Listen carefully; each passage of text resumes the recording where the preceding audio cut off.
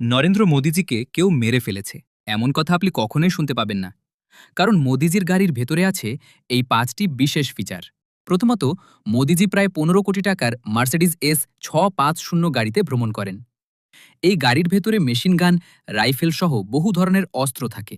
যদি এই গাড়ির ওপর AK-47 দিয়েও গুলি চালানো হয় তবুও কিছুই হবে না, কারণ এটি সম্পূর্ণ বুলেট প্রুফ। এমনকি যদি গুলি ফুয়েল ট্যাঙ্ক বা টায়ারে লাগে তবুও সেগুলো নিজে থেকেই ঠিক হয়ে যায়।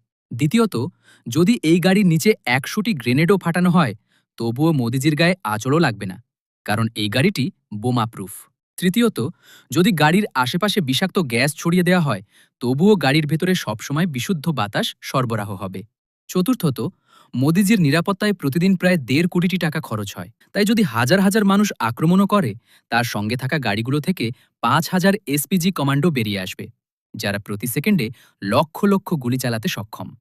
পঞ্চমত, যদি গাড়ির ওপর মিসাইল ছোড়ে তাহলে সঙ্গে থাকা জ্যামার গাড়ি সেই মিসাইলকে ফিরে পাঠিয়ে দেবে।